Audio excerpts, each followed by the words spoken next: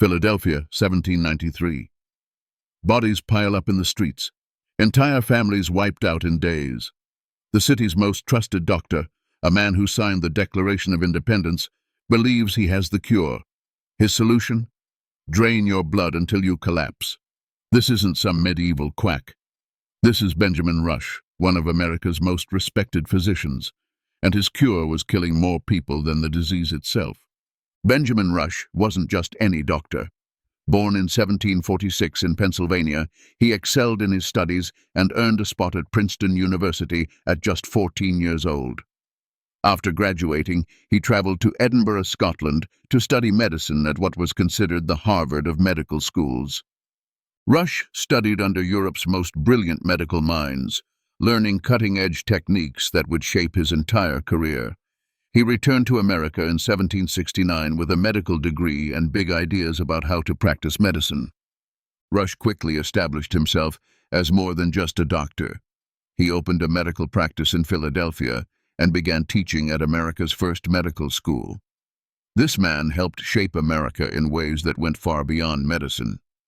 He signed the Declaration of Independence alongside George Washington and Benjamin Franklin.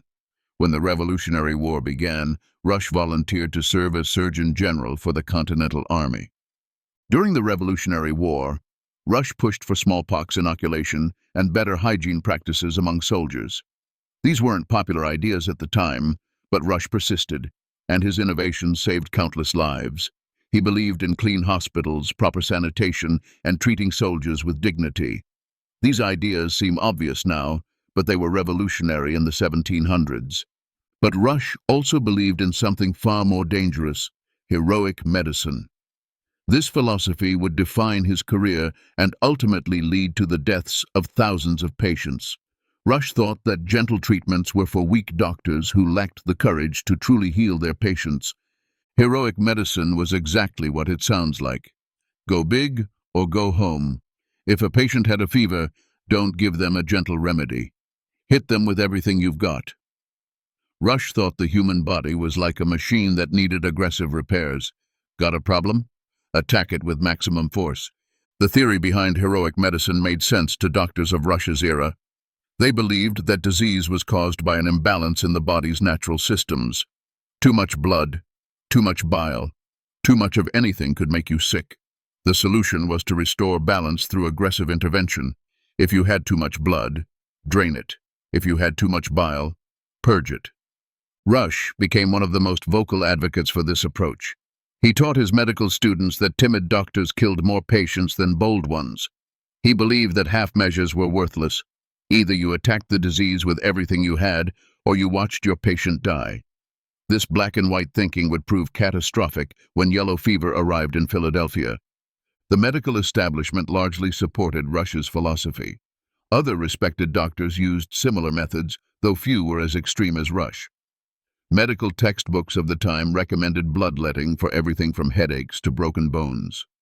Mercury was considered a miracle drug that could cure almost any condition. Rush's reputation as a medical genius grew throughout the 1780s.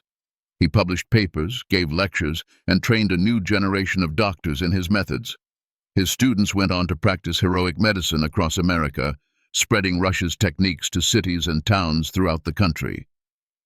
The summer of 1793 changed everything.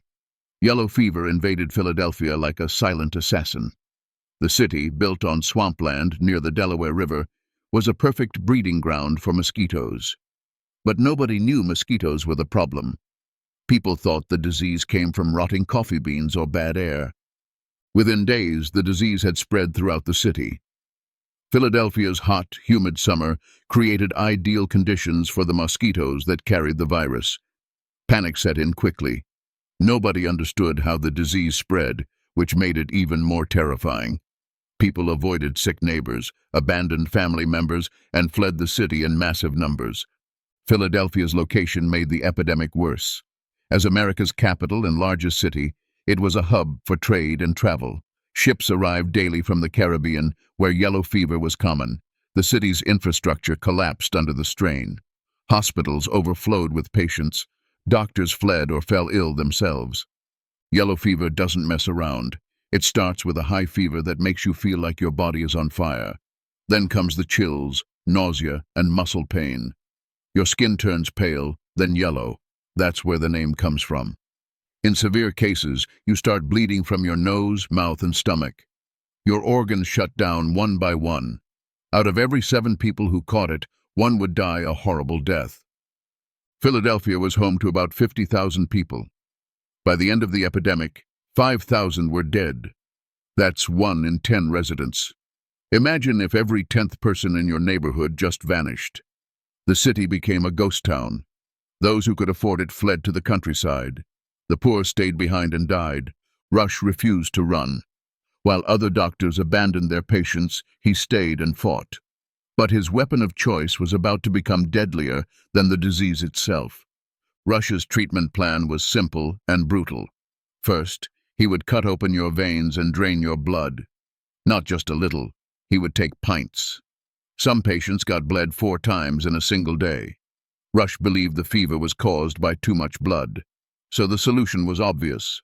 Get rid of the blood. The bloodletting process was horrific. Rush would use a sharp instrument called a lancet to cut into the patient's arm or neck.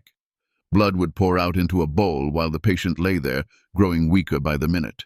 His criteria for enough was when the patient was on the verge of fainting from blood loss. While you were weak from blood loss, Rush would give you massive doses of mercury and calomel, basically poison. These drugs would make you vomit and have severe diarrhea. Then he would dump cold water on you or make you take ice baths. Rush believed that sudden temperature changes would shock your body back to health.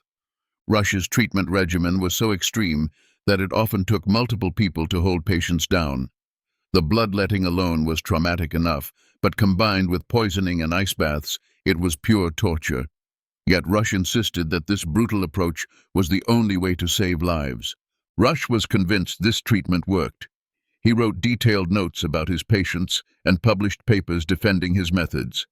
He genuinely believed he was saving lives. In his mind, aggressive treatment was the only way to beat an aggressive disease. He once wrote that doctors needed intrepidity in the use of the lancet, courage to cut deeper and drain more blood. The results were catastrophic. Patients who might have survived with rest and fluids were being tortured to death. Rush's treatment was so extreme that it often killed people faster than yellow fever itself. But he couldn't see it. He was trapped in his own medical philosophy, unable to admit that his cure was worse than the disease.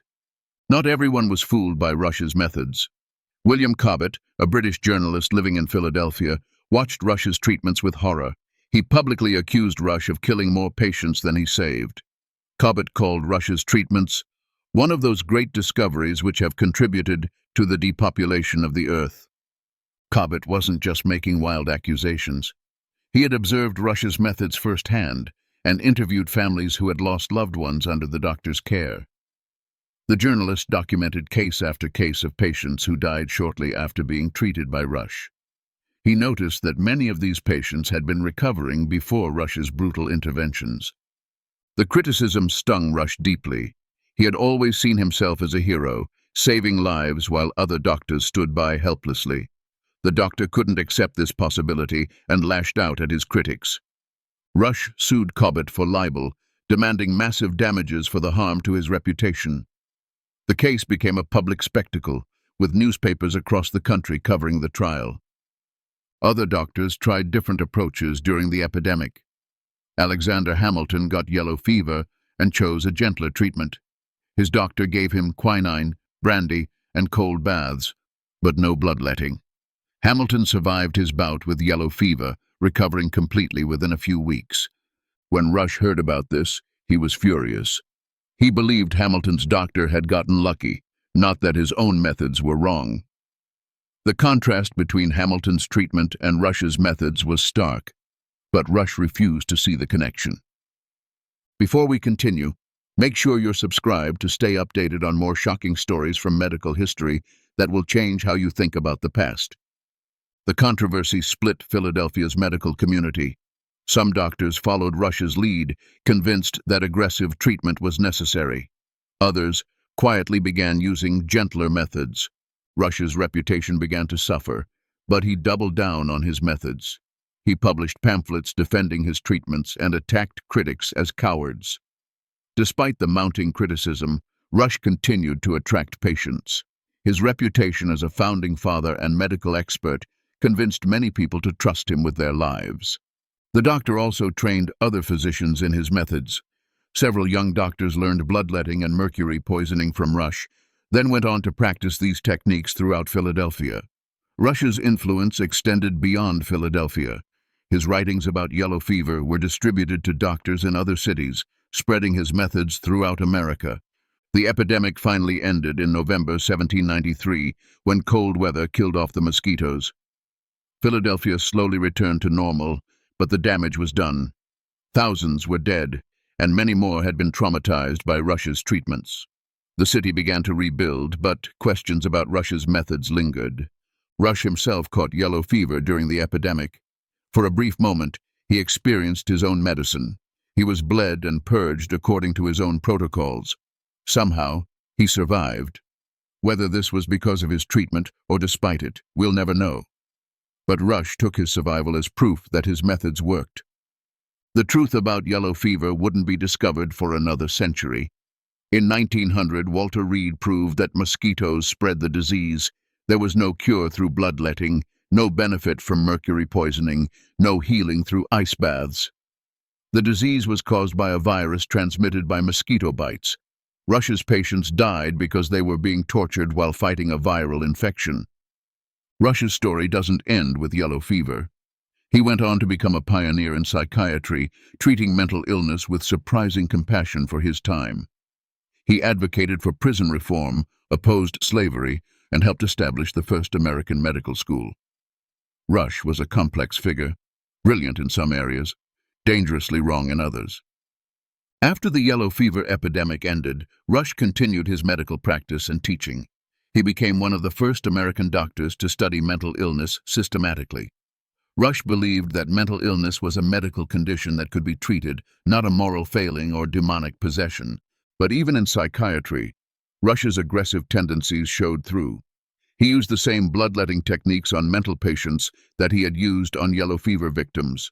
Rush believed that mental illness was caused by too much blood flowing to the brain, so the solution was to drain that excess blood. Rush also invented several devices for treating mental illness that were essentially torture instruments. His tranquilizer chair strapped patients down and restricted their movement for hours at a time.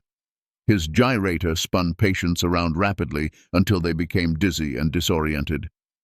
But his medical legacy is troubling. Rush's heroic medicine influenced American medical practice for decades. Doctors continued to use bloodletting and purging well into the 1800s. Countless patients suffered and died because of treatments that were supposed to heal them. The scariest part?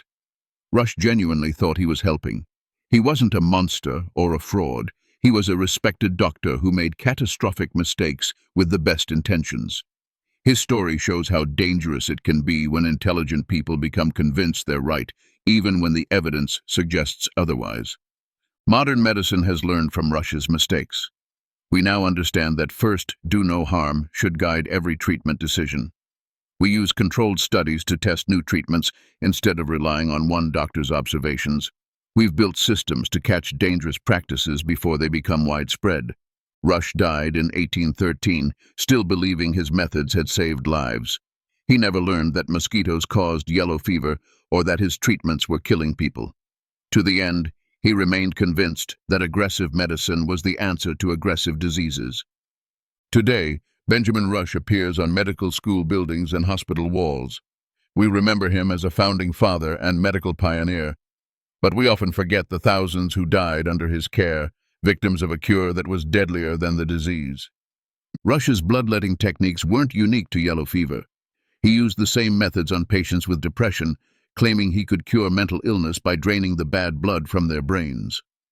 His psychiatric patients were subjected to the same brutal treatments: massive blood loss, mercury poisoning, and ice baths. Some were bled so severely they never recovered. But that's not the most disturbing part of Rush's psychiatric work. What he did to patients in his mental health ward would make his yellow fever treatments look merciful by comparison.